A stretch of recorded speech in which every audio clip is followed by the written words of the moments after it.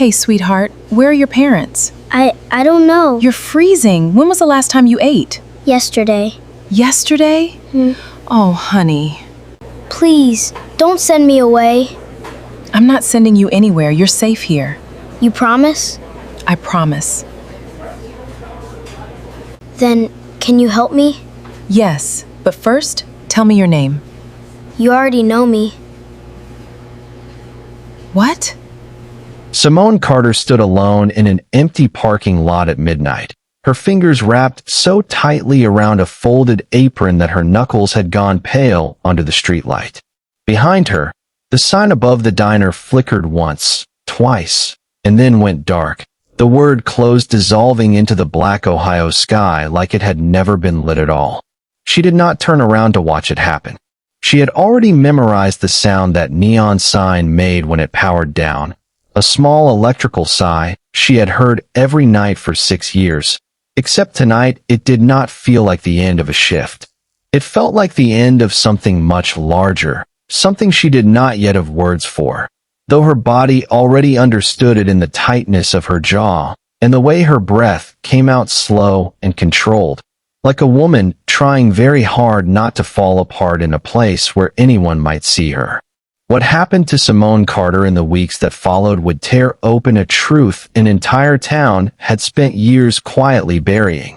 a truth that had nothing to do with her and everything to do with her. And by the time it surfaced, nobody in that town would be able to look at their own reflection the same way again. But that was still ahead of her on this particular night. Right now, she was only a 44-year-old widow standing in a gravel lot in the middle of November, fired from the only steady job she had left, holding an apron that still smelled faintly of coffee and bacon grease, and refusing, absolutely refusing, to let herself cry in a parking lot where the security camera above the dumpster could still be recording. She lifted her chin. She looked at the dark windows of the diner one last time, at the row of red vinyl booths she had wiped down 1,000 times, at the counter where she had learned to read every regular's mood just by the way they set their keys down. Then she turned, apron still folded against her chest like something she was protecting rather than something she was mourning, and walked toward the edge of the lot where the streetlight gave out and the real dark began. She did not run. She did not sob. She said 3 words to herself, quiet enough that only the night could hear them. I'll survive this. Before we dive deeper, let us know in the comments where you're watching from. We'd love to hear from you. And don't forget to hit that subscribe button so you never miss any of our upcoming videos. 3 weeks earlier, nobody in Millbrook, Ohio would have guessed that a plate of scrambled eggs and a glass of orange juice would be the thing that finally cracked open a secret the town's most powerful family had spent a decade keeping buried under polite smiles and quarterly earnings reports. 3 weeks earlier, Simone Carter was simply the woman behind the counter at Millie's Kitchen, the diner on the corner of Route 9 and Chestnut, the one with the cracked leather booths and the bell above the door that never quite rang true. She was the woman who remembered that Harold Jennings, the retired mill worker who came in every morning at 6:15, liked his coffee poured before he even sat down, and that Mrs. Alvarez 2 booths overtook her toast dry because her husband used to make fun of butter on toast, and some habits outlived the people who started them. Simone had been widowed for 4 years. Her husband, Marcus Carter Sr., had been a long-haul truck driver, a big man with an easy laugh who used to call her from rest stops in Kentucky and Tennessee just to hear her voice before he fell asleep in the cab. He had died on an icy overpass outside Louisville on a Tuesday in January, and Simone had spent the 4 years since learning how to carry a grief that never fully sets down, the kind that waits in the passenger seat of your car and rides along with you to the grocery store and the parent-teacher conference and every single ordinary errand that used to be shared. She had a daughter, Aaliyah, 16 years old, sharp-tongued and quick to laugh, the kind of teenager who could make Simone forget her exhaustion just by describing, in exhausting detail, the drama unfolding in her AP literature class. Aaliyah wanted to go to college for graphic design. Simone wanted that for her more than she had ever wanted anything. and she had been quietly stacking tip money into a coffee can under the sink for 2 years toward that exact purpose, for $112 as of the last time she counted, which she did more often than she would admit to anyone. Millie's kitchen had been Simone's home away from home since the year after Marcus died, when she'd walked in looking for any job that would let her be present for her daughter's evenings. And the previous owner, a woman named Millie Fontaine who had since retired to Florida, had hired her on the spot after watching her calm down a screaming toddler at the counter using nothing but a napkin folded into the shape of a rabbit. Millie was gone now. The diner sold 2 years back to a regional chain called Bishop Family Diners, a company that had bought up a dozen small independent restaurants across 3 counties and kept the original names and decor to preserve what the corporate memos called authentic local character. Most days, that authenticity was the only thing that separated Millie's kitchen from a dozen identical franchises, and the woman standing in for that authenticity, without anyone above her ever quite acknowledging it, was Simone Carter. The manager was a woman named Denise Whitaker, 41 years old, sharp-eyed, always moving, the kind of person who arrived 20 minutes before her shift and left 20 minutes after everyone else had gone home. Denise had worked her way up from server to shift lead to manager over 11 years, and she wore that promotion like a coat 2 sizes too heavy, always adjusting it, always aware of how easily it could be taken back. She was not a cruel woman. She was a frightened one, though she would never have described herself that way. And the fear had a name, and the name was Corporate District Manager Gregory Holloway, a man who called twice a week from a regional office none of the staff had ever seen, always asking about labor costs, always asking about shrinkage, always mentioning, in the same breezy tone people used to talk about weather, that Bishop Family Diners was quote-unquote reviewing underperforming locations ahead of a larger transaction. Denise did not know exactly what that transaction was. She only knew that every phone call left her a little more clenched in the jaw, and every phone call was followed, within a day or two, by some new policy taped to the wall behind the register in bold 12-point font. Isabel Reyes had waited tables at Millie's kitchen for 19 years, longer than anyone,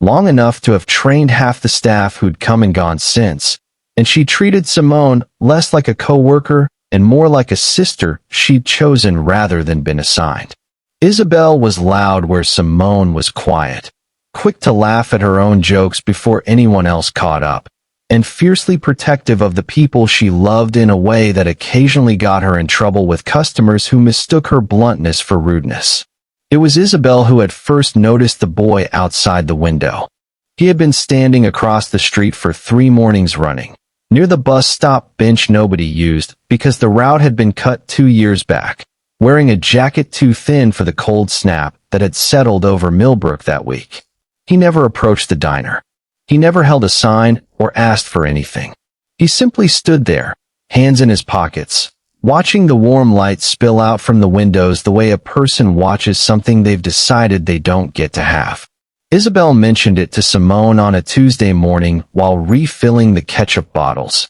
in the offhand way people mention things they've noticed but haven't yet let themselves worry about. Simone had looked up from the register, glanced through the window, and felt something in her chest tighten in a way she recognized but couldn't yet name. She didn't say anything that day. She only watched him a moment longer than she meant to, and then the breakfast rush came in, and the moment folded itself away into the back of her mind, the way small worries do until the day they refuse to stay folded any longer. That day came 4 mornings later, a Saturday, when a hard November rain had turned the parking lot to a shining black mirror, and the diner sat nearly empty except for Harold Jennings nursing his coffee in the corner booth and a woman in a gray coat sitting alone by the window, a woman none of the regulars recognized, the kind of customer who orders black coffee and doesn't touch it and watches the room more than she watches her phone.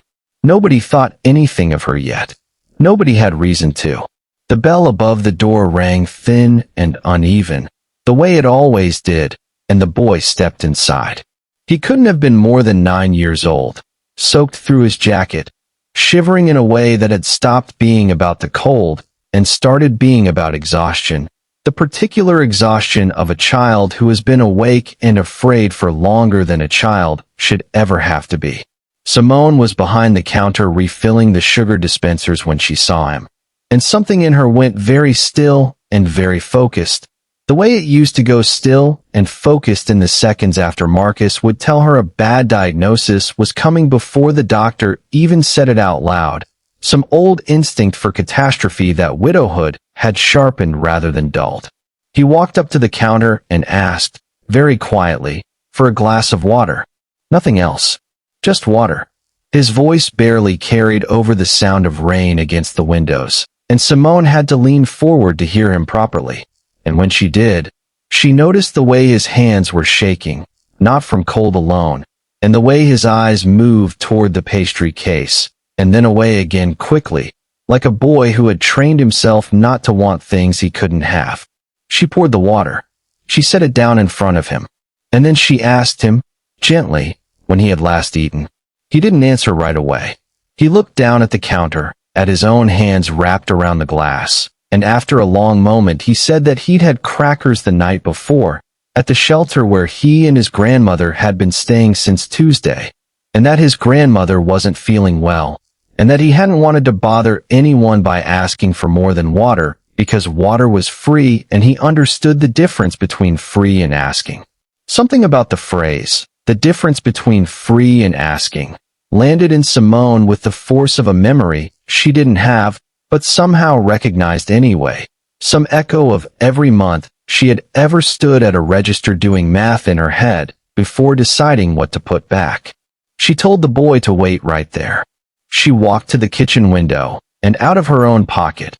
not the register, she paid for a full breakfast plate, eggs and toast, and a small stack of pancakes. And she carried it out herself and set it in front of him with the kind of care most people reserve for something breakable. His name, she learned as he ate slower than a hungry child should, out of some instinct to make it last, was Marcus, which struck Simone in a way she didn't say out loud, because it was her late husband's name too. And for one unsteady second the whole diner seemed to tilt slightly around that coincidence, though she pushed the feeling down and kept her voice even and warm, the way she would have for any child, because that was what he needed from her in that moment. Not her grief, just her steadiness. Across the room, in the corner booth by the window, the woman in the gray coat set down her phone, having just taken a photograph of the exchange, though nobody at the counter noticed, and she watched Simone Carter for a long moment with an expression that was not suspicion and not pity,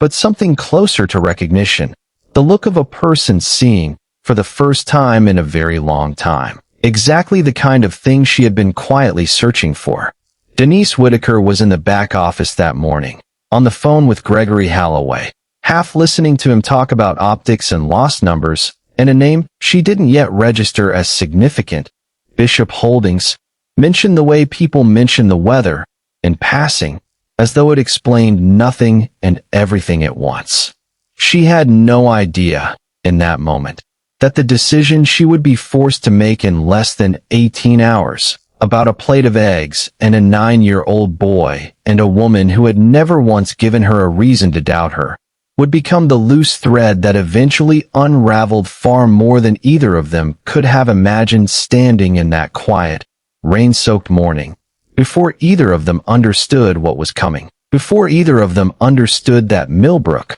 Ohio was about to learn something about itself that it had spent a very long time trying not to know. The rain did not let up that Saturday, and neither did the quiet unease that had settled over Millie's kitchen after the boy finished his plate, thanked Simone in a voice too polite for a child his age, and stepped back out into the cold with a paper napkin of extra toast tucked inside his jacket. Toast Simone had wrapped for him without being asked, because some part of her had already decided she wasn't going to let a 9-year-old walk back into that rain with nothing waiting for him later. She watched him through the window until he crossed the street and disappeared around the corner by the old bus stop, and she stood there a moment longer than she needed to, one hand resting on the counter, feeling something settle in her chest that felt almost like peace, the particular peace of having done a small right thing in a world that rarely made it easy.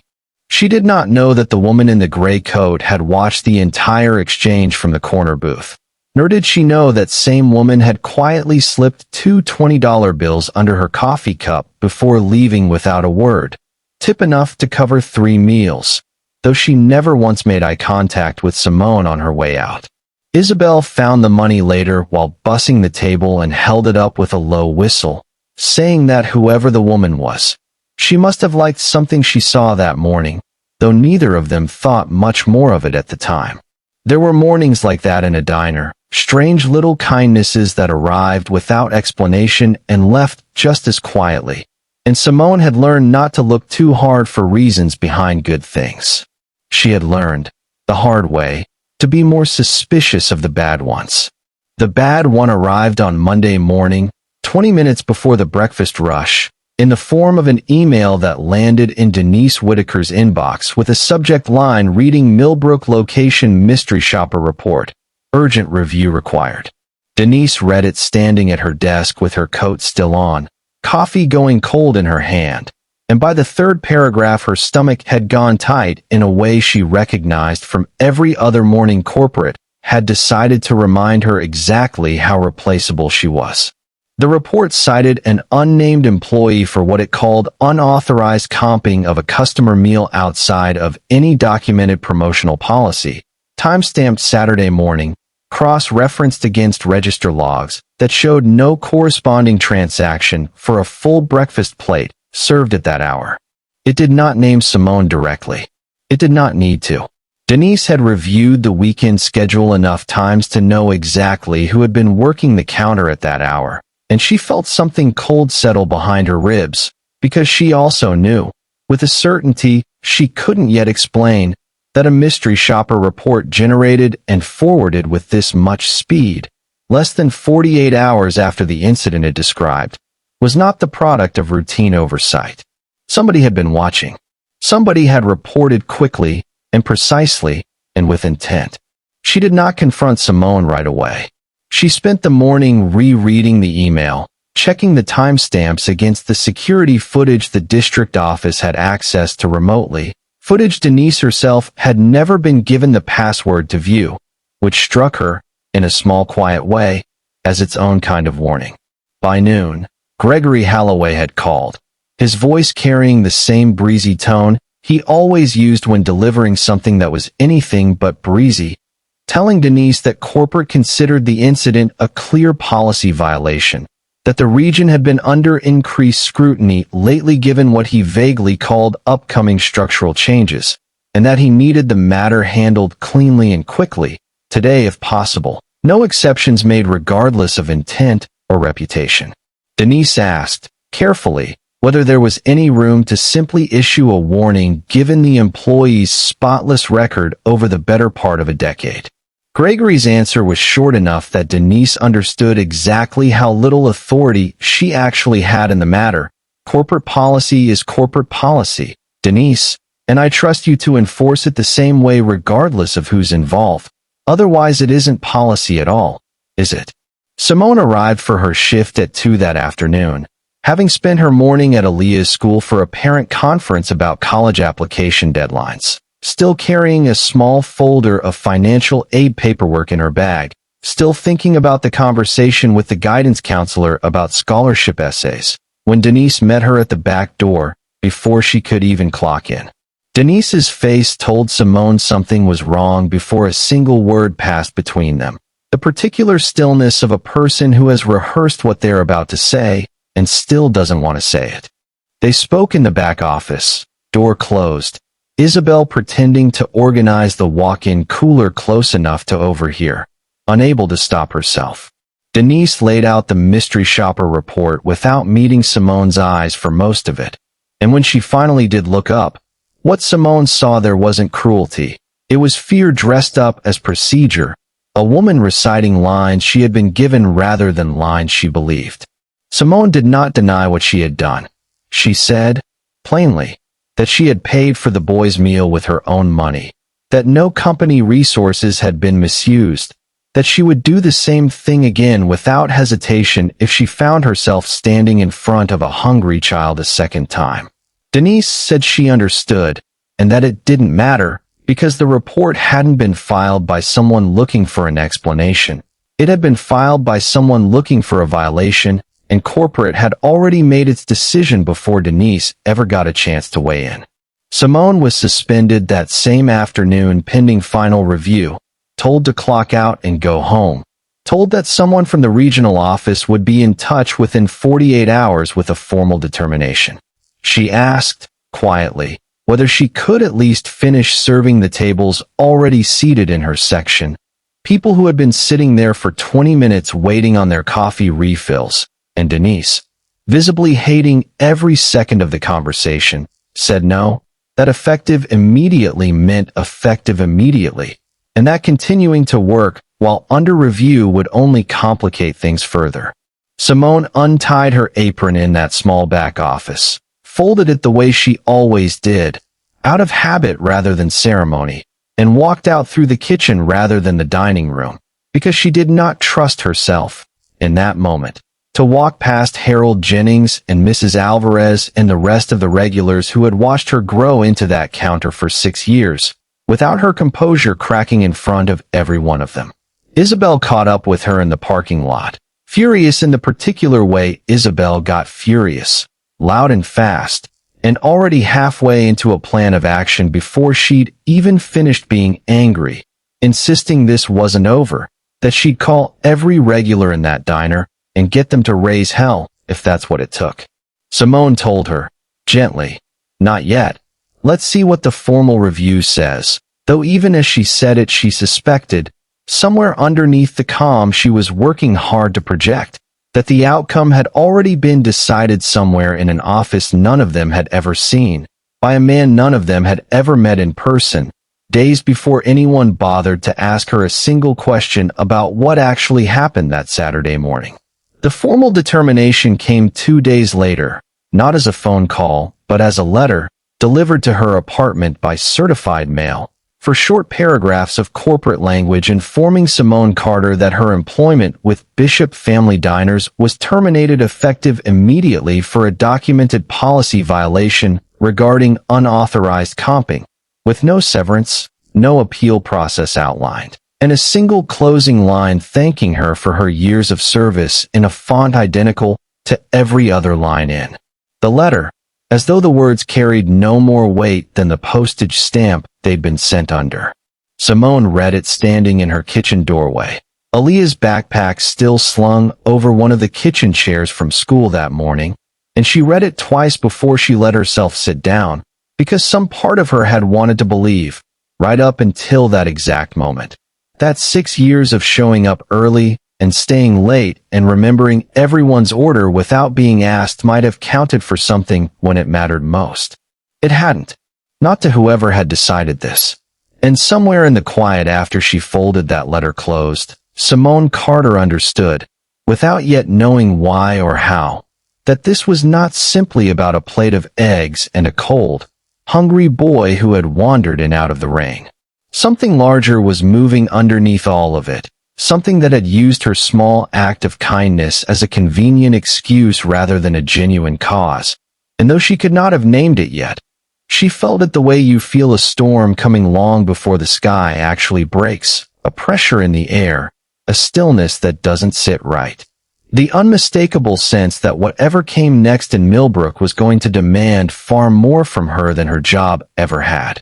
The days that followed the letter moved with a strange, heavy slowness, the kind of slowness grief brings with it, even when what's being grieved isn't a person, but a life you'd built one shift at a time. Simone did not tell Aaliyah right away. She waited until dinner that evening, sitting across from her daughter at the small kitchen table where they'd eaten 1,000 ordinary meals since Marcus died, and she said it plainly, without dressing it up, because Aaliyah had grown up watching her mother handle hard things with a straight back, and Simone wasn't about to teach her otherwise now. Aaliyah's first reaction was disbelief, then anger on her mother's behalf sharp enough to surprise them both, and only later, once the anger had burned down to something quieter, did the practical fear creep in, the kind that lives underneath every conversation in a household with one income and very little cushion beneath it? Aaliyah asked, carefully, whether this meant she'd have to drop the after-school design program she'd fought so hard to get into,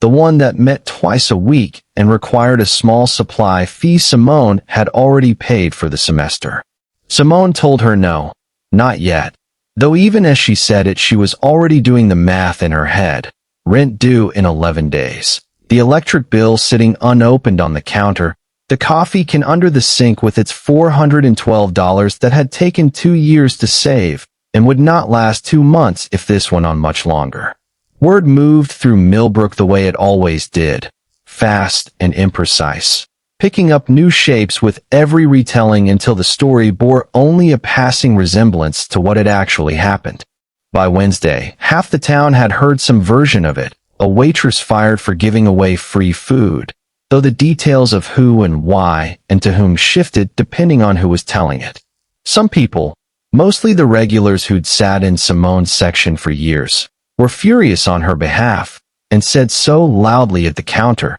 at the hardware store, at the church potluck that Sunday, insisting that a company willing to fire a woman for feeding a hungry child had shown its true face and didn't deserve anyone's business. Others, strangers mostly, people who knew Simone only as a name in a story rather than a woman they'd watched pour coffee for 6 years, were less generous, murmuring that there must have been more to it, that companies didn't usually fire good employees over nothing, that maybe this was one of those situations where the full story hadn't come out yet. A local blogger who ran a small community page picked up a garbled version of events and posted it under a headline that made Simone sound reckless rather than kind, careless with company property rather than careful with a child's dignity, and the comments underneath that post cut in ways Simone tried hard not to read twice, though she read them anyway, late at night, in the particular self-punishing way people read the worst things said about them. Isabel tried, in her own loud and determined way, to organize something, a small collection among the regulars to help cover Simone through the gap, an idea she floated at the counter one morning while refilling coffee cups with more force than the job required. Simone shut that down as gently and firmly as she could, telling Isabel she appreciated it more than she could say, but that she wasn't ready to be anyone's charity case, not after everything. And Isabel, who understood pride better than most people, because she carried a fair amount of her own, let it go for the moment, though she made it clear she wasn't done fighting on Simone's behalf, not by a long way. Denise Whitaker, meanwhile, was carrying a weight of her own that nobody at the diner fully saw. She had spent 3 sleepless nights turning over the mystery shopper report in her mind, the speed of it, the precision of it, the way it had arrived less than 2 days after the incident with none of the vague,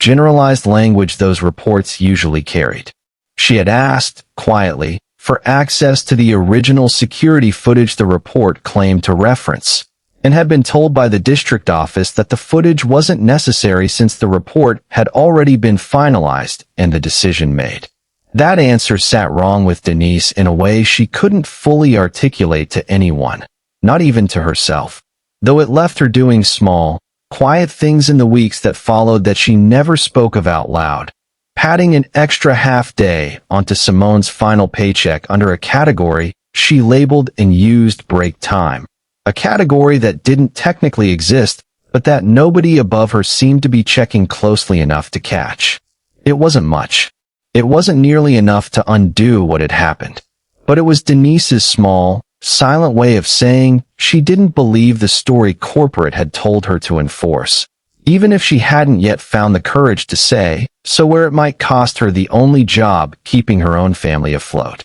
It was on a Thursday, 10 days after the termination letter, that Simone saw the boy again. She had walked to the community shelter on Route 12 that afternoon, not for herself, but to drop off a bag of Aaliyah's old winter coats, something she did every year around this time, a small habit left over from a life that used to have more room in it for other people's needs. She was signing the donation log at the front desk when she heard a small voice say her name, not Miss Simone, just her name, and she turned to find Marcus standing near the intake area, thinner than she remembered from that Saturday morning 3 weeks earlier, his jacket the same one, still too thin, still not enough for the cold that had settled hard over Millbrook that week. She crouched down to his level without thinking about it, the way she'd once crouched down for Aaliyah 100 times, and asked him how he was doing, and it was there, in that quiet hallway smelling faintly of bleach and instant coffee, that Marcus told her more than he had that first morning. His grandmother, who he called Grandma Ruth, had raised him since he was small, and she had gotten sick over the summer, a sickness that made her tired in a way that scared him even though she tried to hide how bad it was. And the two of them had lost their apartment when the medical bills piled up faster than her part-time income could cover, and they'd been staying at the shelter ever since while a caseworker tried to sort out what came next. He told Simone, with the plain honesty children sometimes have before the world teaches them to soften hard truths, that the meal she'd given him that Saturday had been the only thing all week that hadn't felt like it came out of a box with somebody else's name stamped on it. The only thing that had felt like a person had actually looked at him and decided he mattered, rather than simply processed him as one more name on a list. Simone did not know what to say to that right away. She sat with him a moment longer, told him she was proud of how he was taking care of his grandmother, and asked whether there was anything she could do, though even as she asked it she was aware of exactly how little she currently had to offer anyone. Marcus said no, not really, though he mentioned, almost in passing, that the caseworker had used a word he didn't fully understand, something about guardianship review, and that it scared him more than the cold ever had, because it sounded like something that could end with him and his grandmother not being allowed to stay together at all.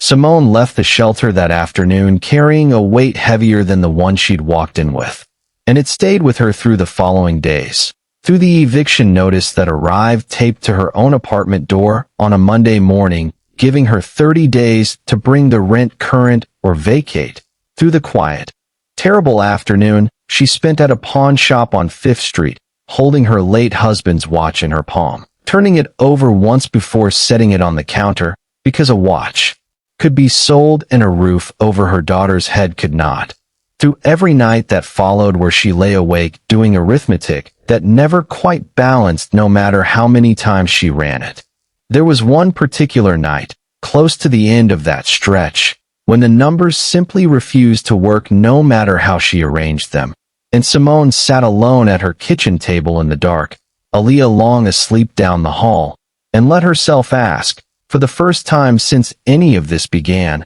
whether the plate of eggs had been worth what it had cost her. It was Isabel, arriving unannounced the next morning with coffee and a look that told Simone she wasn't leaving until she'd said her piece, who refused to let that question sit unanswered the wrong way. She told Simone, standing in that same small kitchen, that the day Simone Carter started deciding a hungry child wasn't worth feeding was the day Isabel would stop recognizing her best friend, and that whatever came next, whatever it cost either of them, Simone had done the one thing worth doing, and everybody who mattered already knew it. Simone didn't answer right away, but something in her straightened, quietly, the way a person does when someone else says out loud the thing they've been too afraid to believe on their own. It was 2 days after that conversation, on a gray Tuesday afternoon with a cold front moving in off the lake, that someone knocked on Simone's door carrying a manila folder under one arm,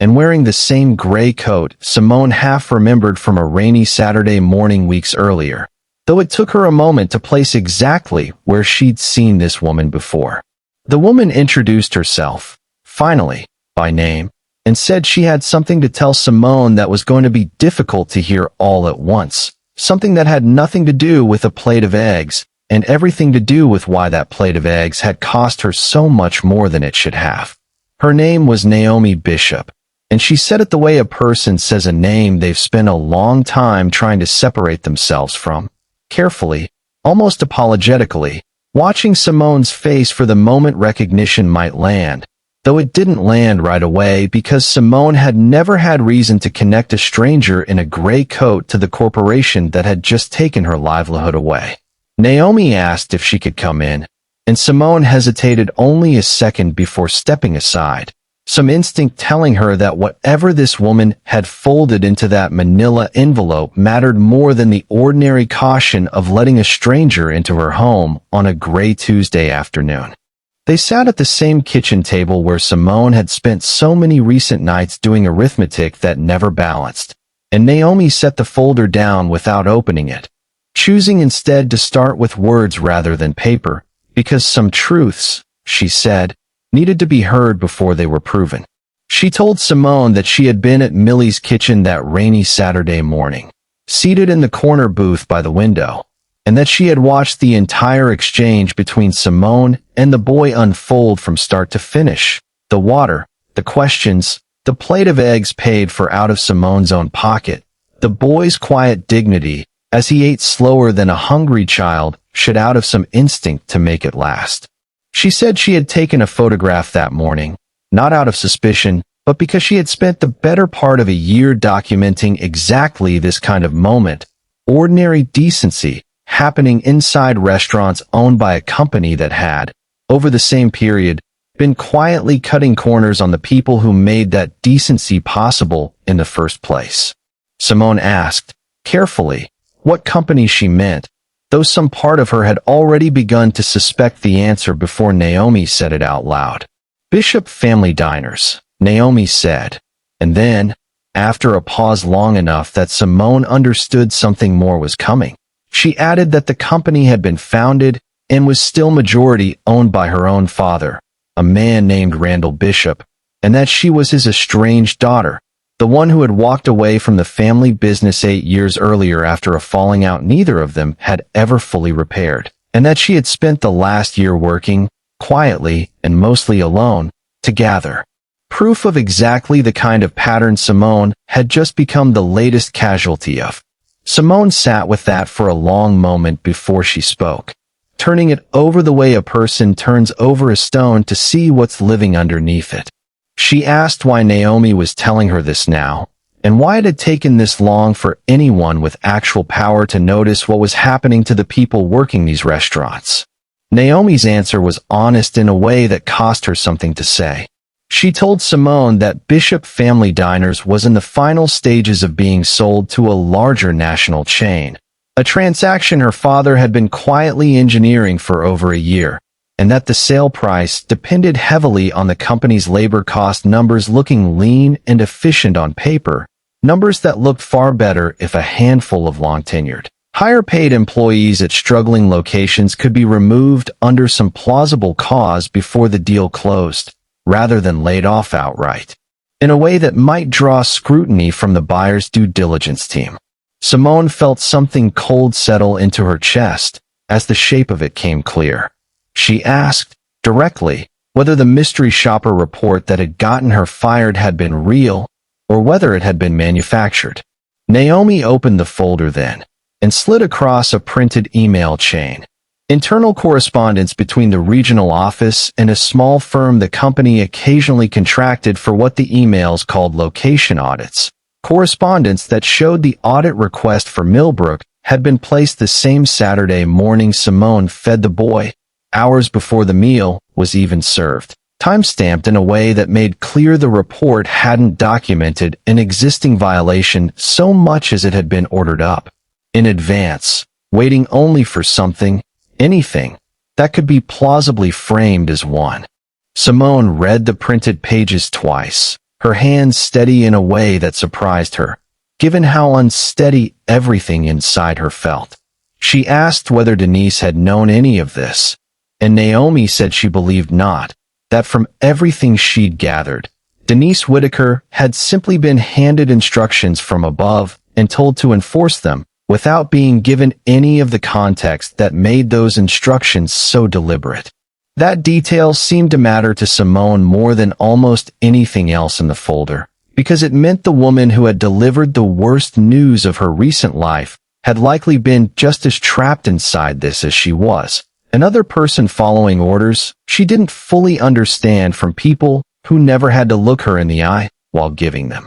Naomi told her there was more, and this part she delivered more slowly, watching Simone's face the entire time as though bracing for how it might land. She said that in the course of her research into the company's older personnel records, going back nearly a decade, she had come across a name that connected to Simone's story in a way neither of them could have anticipated walking into this conversation. A woman named Ruth Alexander had worked at a Bishop Family Diner location 2 counties over 11 years earlier, and had been terminated under circumstances the internal records described only vaguely, before being quietly blacklisted from rehire across every location in the chain, a decision that appeared, from the surviving paperwork, to have been made personally by Randall Bishop after a dispute over unpaid overtime wages that Ruth had refused to let go quietly. Simone felt her breath catch before Naomi even finished the sentence, because she already knew, with the sudden clarity of 2 separate threads pulling taut into the same knot, exactly whose grandmother that name belonged to. Naomi confirmed it a moment later, gently, the way a person confirms something they know will hurt regardless of how carefully it's said. Ruth Alexander, the same woman raising a 9-year-old boy named Marcus in a shelter across town. The same woman whose illness and lost income had put that child on the street outside a diner window 3 mornings running, had been fighting Randall Bishop's company for over a decade without ever knowing that the granddaughter of the very man who'd blacklisted her would one day sit across a kitchen table from the woman who'd fed her grandson breakfast, carrying the exact proof needed to finally hold him accountable. Simone sat back in her chair, the folder open in front of her, the shape of the last month rearranging itself entirely in her mind. What had felt, for weeks, like an isolated cruelty, one woman fired for one small kindness, revealed itself instead as a single visible thread on the edge of something far larger and far older, a pattern of harm that had been running quietly beneath Millbrook and the towns around it for over a decade, waiting for someone willing to pull hard enough to see how far back it went. She asked Naomi, finally, what she wanted from her, why she'd brought all of this to a woman with nothing left to lose rather than to a lawyer or a journalist with far more resources at their disposal. Naomi's answer was quiet, and it was the first thing she'd said all afternoon that sounded less like evidence and more like a confession. She said that she had watched Simone feed that boy without hesitation, without calculation, without once checking to see if anyone was watching or whether it would cost her anything, and that after 8 years of trying to fix what her father's company had broken from the outside, using spreadsheets and legal filings that moved at the speed of glaciers, she had finally understood that the only person who could make this fight matter to anyone was someone who had lived the cost of it firsthand. Someone the town would believe not because of a title or a law degree, but because they had already watched her live it. Simone looked down at the folder, at the proof of a pattern that stretched back further than she'd ever imagined, at a decision now sitting squarely in her hands that was no longer only about her own job or her own dignity, but about a sick woman 2 counties deep in a fight she didn't know was still being fought, and a boy standing outside a diner window who deserved, more than almost anyone Simone had ever met, to grow up in a world that hadn't already decided in advance exactly how much his family's suffering was worth on a balance sheet. She closed the folder slowly, and when she looked back up at Naomi Bishop, there was something steadier in her eyes than there had been in weeks, not certainty exactly, but the first real outline of a decision beginning to take shape, one that would ask more of her than folding an apron and walking quietly into the dark ever had. Naomi left the folder with Simone that evening,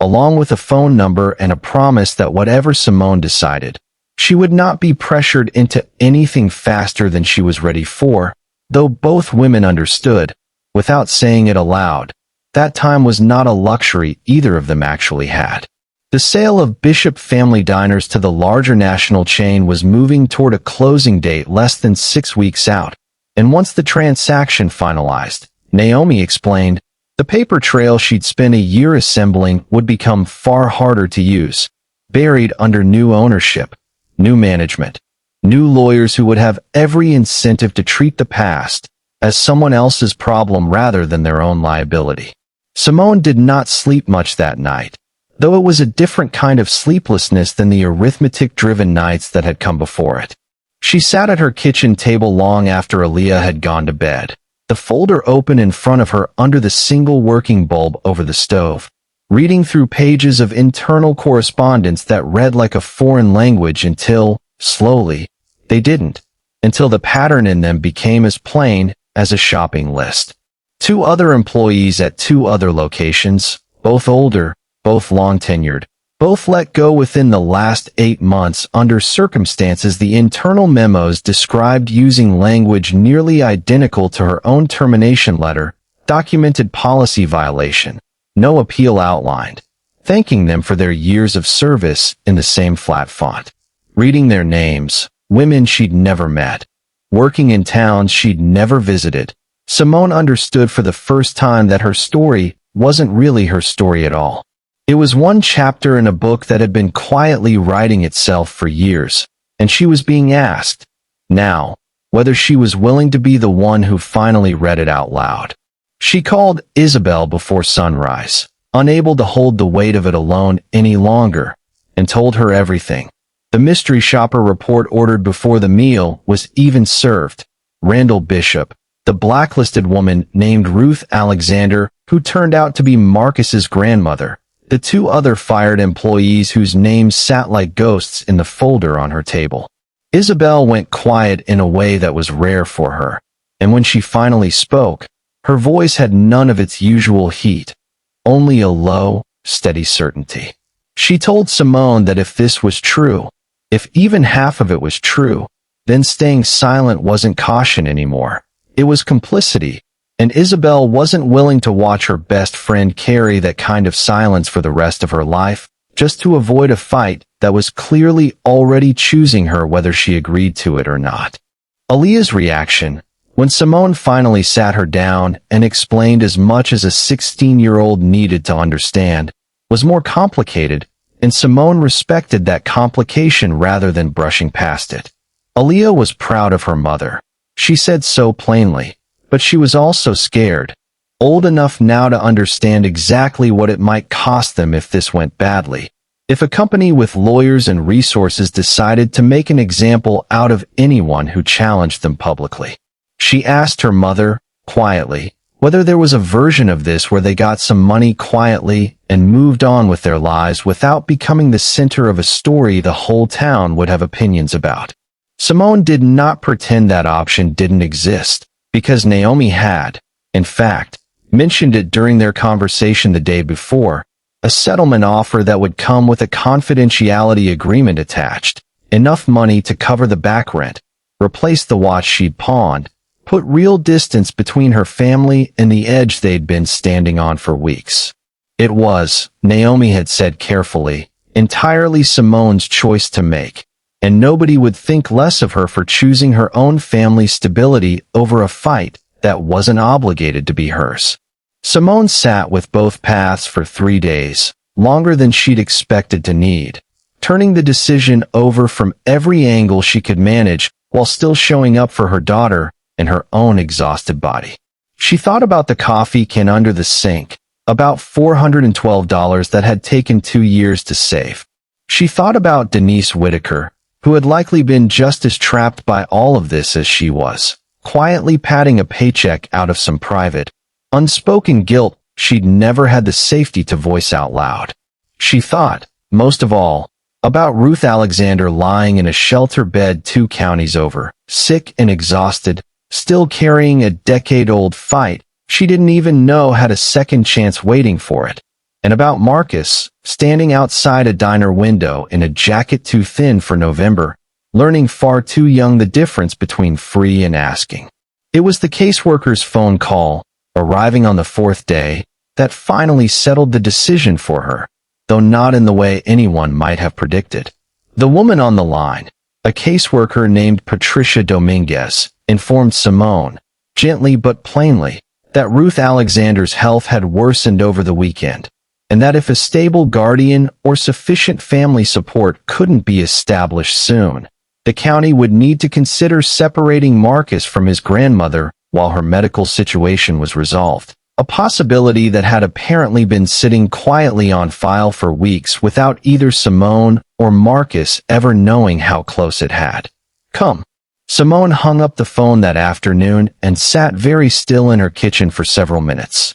And when she finally moved again, she was reaching for Naomi's number rather than the folder. She told Naomi she wanted to go public, not for revenge, and not even entirely for herself, but because she had come to understand, over those 3 days of turning the decision over, that her case wasn't isolated, and that a quiet settlement wrapped in a confidentiality agreement would do nothing to stop the next person from losing their job over the next fabricated report, or the next family from being quietly ground down by a system built to look clean on a balance sheet no matter what it cost the people underneath it. Naomi did not celebrate the decision, understanding better than most exactly what it would ask of Simone in the weeks ahead, but she did say, quietly, that she believed Simone was making the harder choice and the right one, and that she would be beside her every step of the way that followed.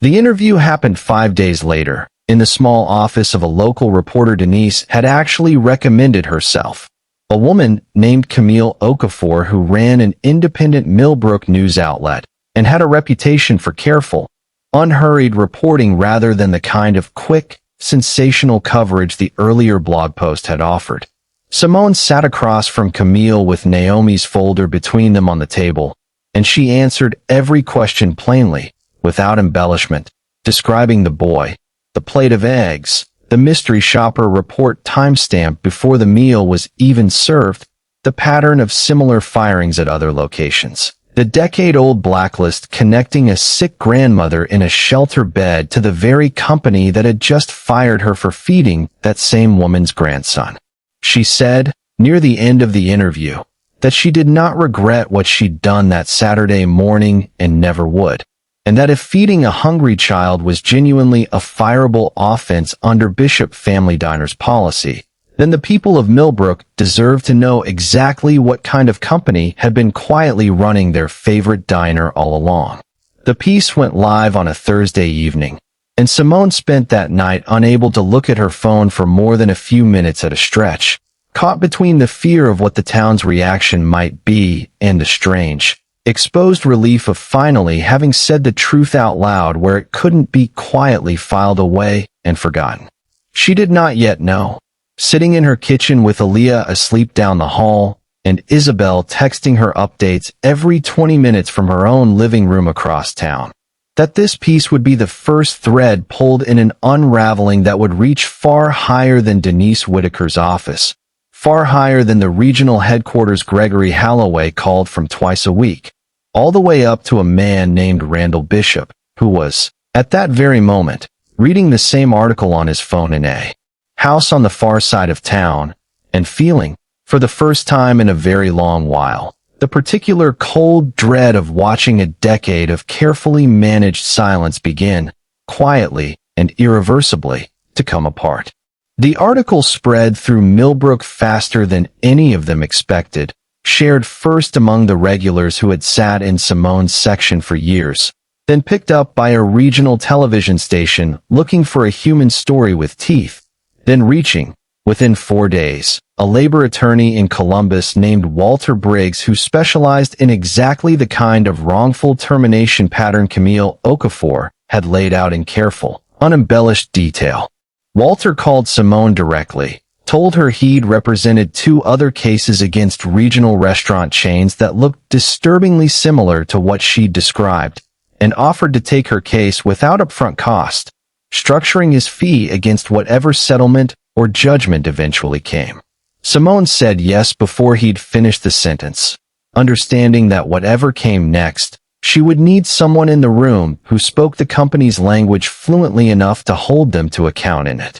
Denise Whitaker read the article the same night everyone else did, alone in her apartment after her own 2 kids had gone to bed, and she sat with her phone in her lap for a long time before she finally called Simone, her voice smaller than Simone had ever heard it, not to apologize exactly, because Denise still believed she'd had no real choice in how she'd delivered the news that day, but to say that she had suspected something wasn't right about the speed of that mystery shopper report from the very beginning, and that she was done pretending she hadn't. She told Simone she was willing to say so formally, in writing, to Walter Briggs, even if it cost her the only steady job she had left, because 6 years of watching Simone Carter run that counter with more care than anyone above either of them had ever shown her deserved more loyalty than Denise had been able to offer in the moment that mattered most. Simone told her that offering it now still counted,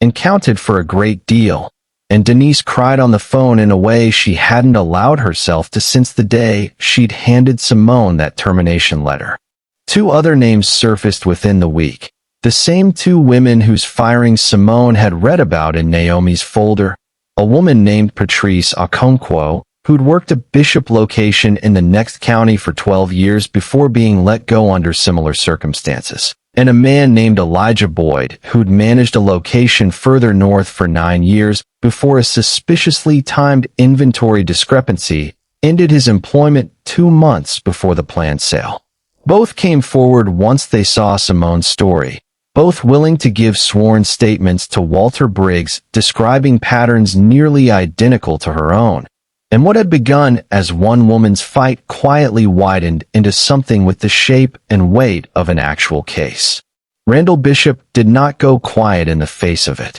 His lawyers reached out to Simone within 10 days, not with an apology, but with a revised settlement offer nearly triple the original figure Naomi had first mentioned, structured, as before, around a confidentiality agreement that would have made the entire matter legally disappear the moment Simone signed it. Simone sat with Walter Briggs in his small Columbus office reading through the offer line by line, and for a brief moment, thinking about Aaliyah's tuition and the coffee that no longer held anywhere near enough. She let herself imagine simply taking it and walking away with her family's stability finally secured. But she thought, too, of Patrice Okonkwo and Elijah Boyd, whose stories would vanish back into silence the moment hers did, of Ruth Alexander still lying in a hospital bed 2 counties over, of a decade of quietly discarded employees who had never gotten the chance she now had to be believed.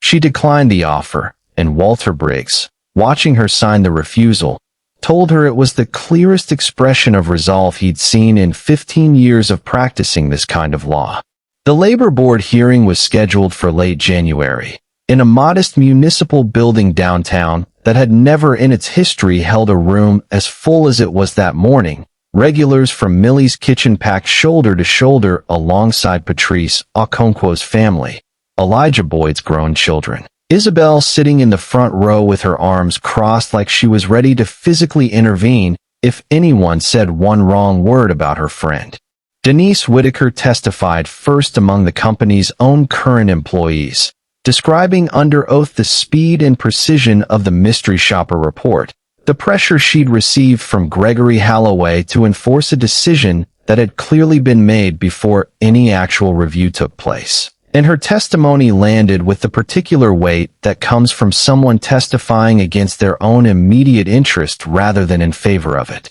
Simone testified last, and she told the story plainly, the same way she'd told it to Camille Okafor months earlier, the boy, the water, the plate of eggs paid for out of her own pocket, the letter that arrived 4 days later thanking her for her years of service in a font that gave no indication anyone had actually read what those years had meant. She said, near the end, that she had spent 6 years learning exactly how everyone in that diner took their coffee, and that if remembering a hungry child's name counted as a fireable offense, she would rather be fired 100 times over than learn to stop noticing people at all. The board's decision came 3 weeks later, finding in favor of Simone Carter and both of the other former employees, ordering back pay and formal reinstatement of employment record along with a substantial civil penalty against Bishop family diners for what the ruling termed a documented pattern of pretextual termination designed to manipulate labor costs ahead of a corporate transaction.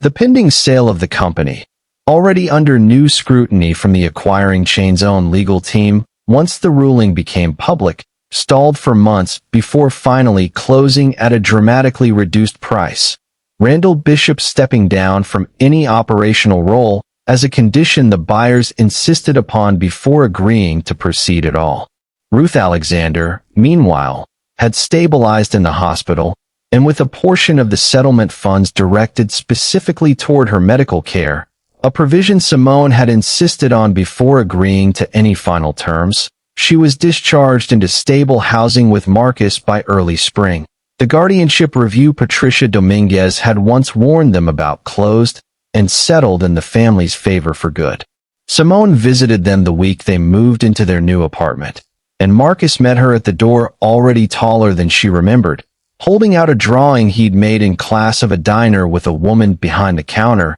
and though he didn't say who the woman was supposed to be, Simone understood well enough without asking. Rather than accept the full reinstatement the labor board had ordered, Simone chose instead, with a portion of the settlement and the fierce, immediate partnership of Isabel Reyes, to open a small community kitchen on the same stretch of Route 9, a modest storefront 2 doors down from where Millie's kitchen still operated under its new, more cautious ownership. A place that served hot meals at reduced cost to anyone who needed them and never once asked a person to prove they deserved it first. Denise Whitaker, having ultimately lost her own position once the sale finalized and new management swept through with their own staff, was the first person Simone hired when the doors opened that April, and the two women stood together behind a counter for the first time as something closer to equals than either had ever quite managed to be before. By early summer,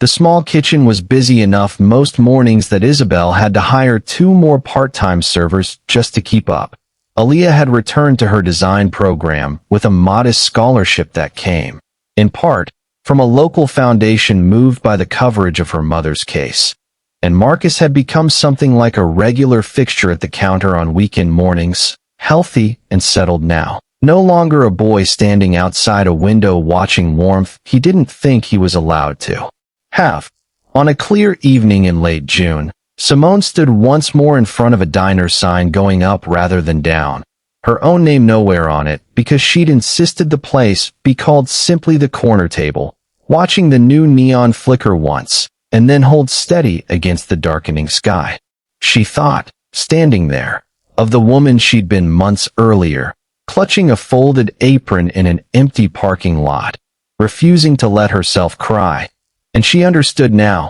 in a way she hadn't been able to that night, that the plate of eggs she'd paid for out of her own pocket had never really been the ending of anything. It had been the first quiet thread in a truth the whole town needed pulled, and pulling it had cost her nearly everything she had, right up until the moment it gave her back more than she'd ever thought to ask for. She turned the sign's lock, stepped inside where Isabel and Denise were already setting the last chairs down for the night, and let the door close gently behind her against the warm, steady light spilling out into the dark.